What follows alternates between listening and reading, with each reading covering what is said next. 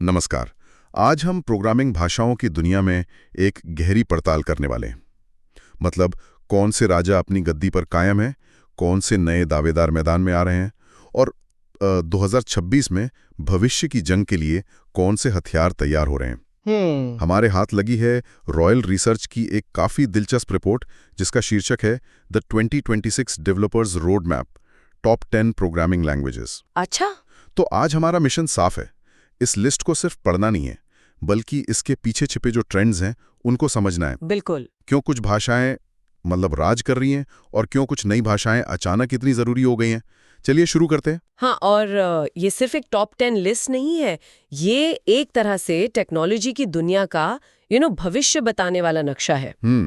ये हमें बताता है कि इंडस्ट्री किस दिशा में जा रही है, चाहे वो एआई हो, क्लाउड कंप्यूटिंग हो या फिर हमारे फोन में चलने वाले एप्स। तो चलिए कहानी के पहले किरदारों से मिलते हैं, वो दो बादशाह जिनका आज की तारीख में वेब और एआई की दुनिया पर कब्जा है। लिस्ट में सबसे ऊपर नाम है पाइथन का, जिसे लेख में सर्वोच्च या सुप्रीम कहा गया है। हाँ।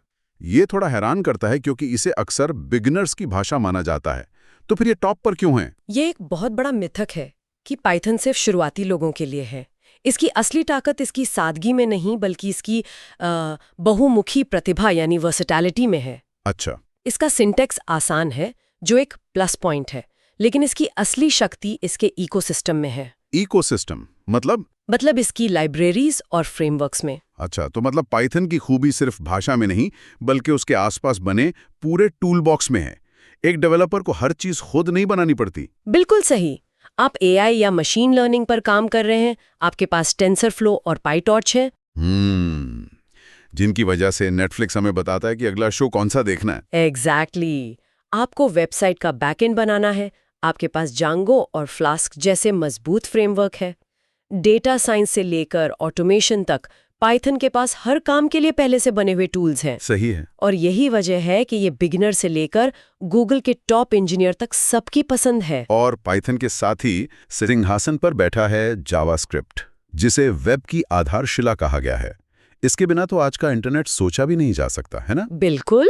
हर क्लिक, हर स्वाइप, सब कुछ जावास्क्रिप्ट ही तो है। हाँ, लेकिन अब जावास्क्रिप्ट सिर्फ वेबसाइट्स को सुंदर बनाने तक ही सीमित नहीं है। नहीं, बिल्कुल नहीं।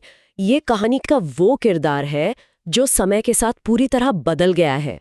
Node.js के आने के बाद जावास्क्रिप्ट अब बैकएंड भी संभालता है। अच्छा। इसे फुल स्टैक कहते हैं। फुल स्टैक, ये शब्द हम बहुत सुनते हैं। इसे जरा आसान भाषा में समझाएंगी? जरूर। देखिए, इसे एक रेस्टोरेंट की तरह समझिए। जावास्क्रिप्ट पहले सिर्फ फ्रंट ऑफ हाउस का काम करता था। मतलब वो वेटर जो आपसे ऑर्डर लेता है और टेबल से जाता है? हाँ, जो ग्राहक को दिखता है। लेकिन Node.js के साथ अब वो किचन का काम भी करता है। यानी खाना बनाना, मैनेजमेंट करना, जो पर्दे के पीछे होता है।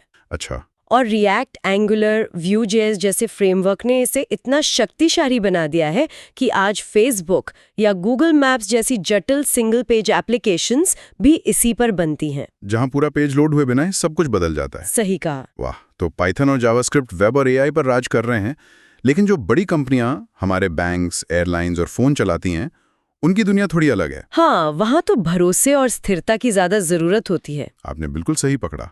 और यहीं पर एंट्री होती है जावा की। जावा का एक मशहूर सिद्धांत है, राइट वंस, रन एनीवेयर।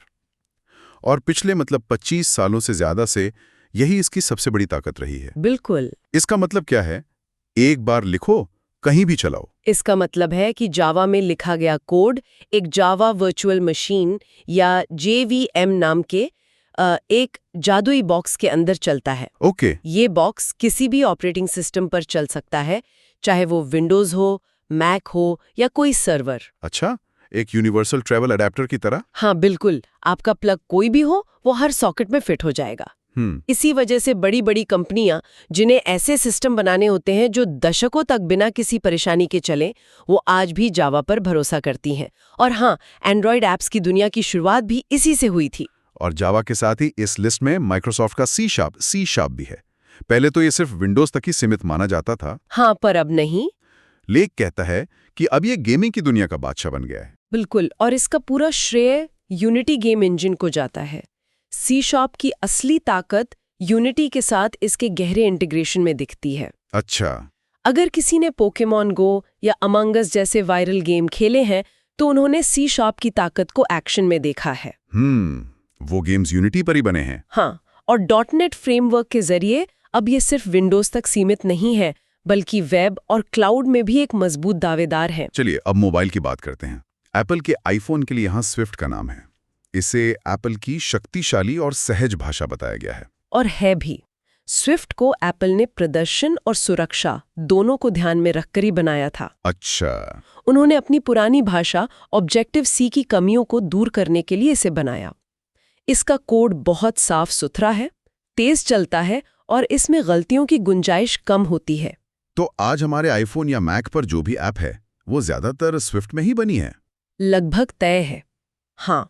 और एंड्रॉयड की दुनिया में जावा को टक्कर देने के लिए गूगल अब कॉटलिन को आगे बढ़ा रहा है। अगर जावा पहले से ही वहां था तो कॉटलिन की जरूरत क्यों पड़ी? क्योंकि कॉटलिन ज्यादा आधुनिक और डेवलपर फ्रेंडली है। अच्छा। इसकी सबसे बड़ी खूबी है इसकी इंटरऑपरेबिलिटी। मतलब ये जावा के साथ मिलकर काम कर सकता है।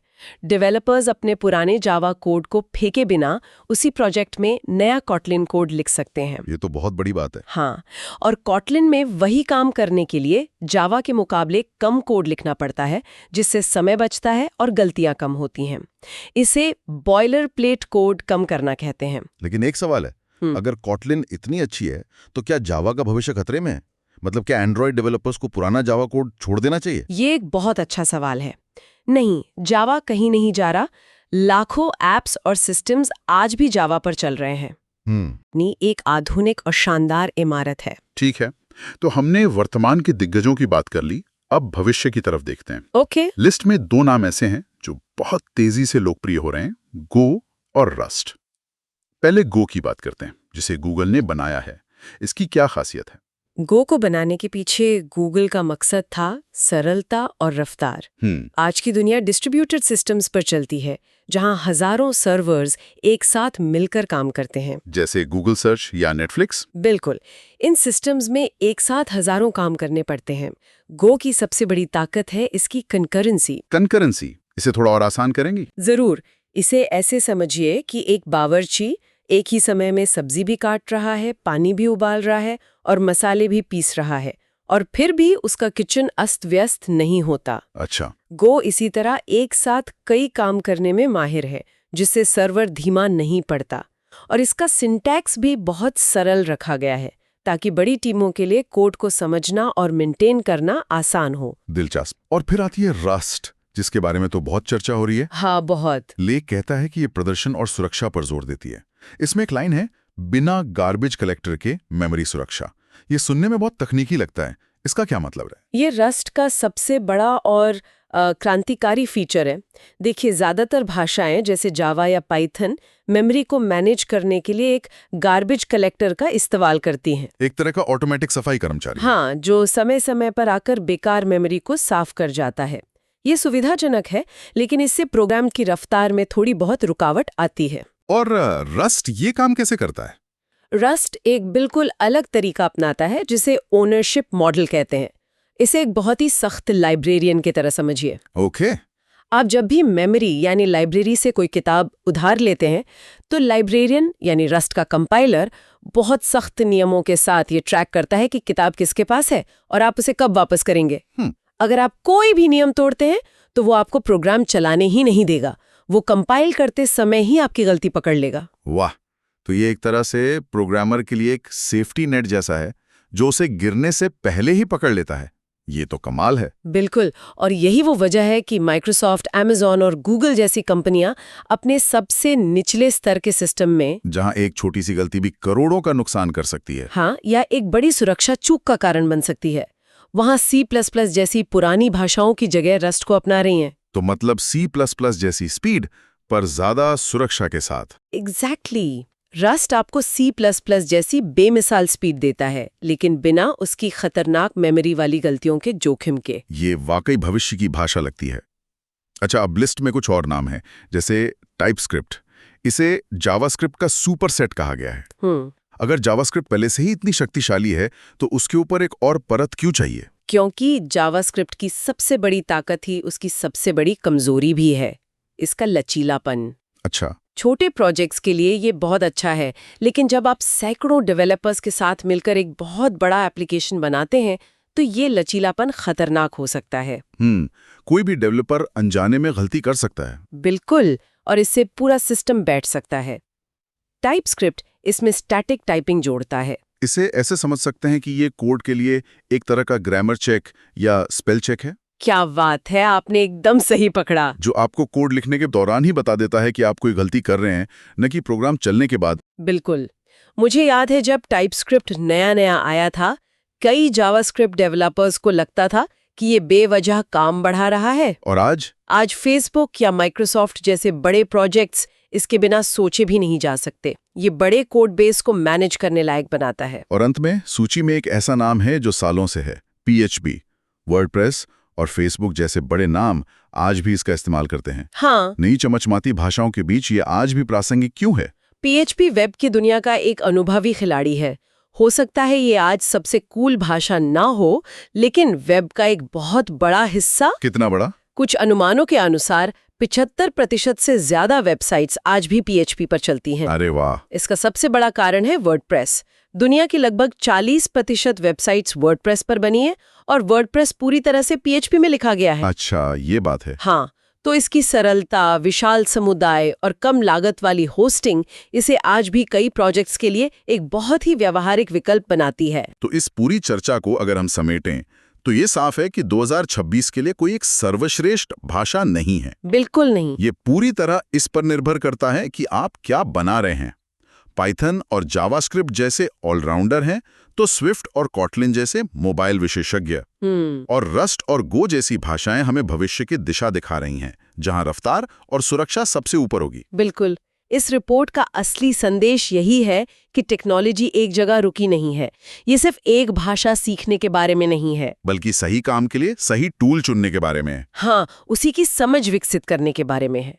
एक अच्छा डेवलपर वो है जिसकी टूल किट में कई तरह के औजार हों और उसे पता हो कि किस काम के लिए कौन सा औजार इस्तेमाल करना है। और जाने से पहले सोचने के लिए एक विचार छोड़ जाते हैं।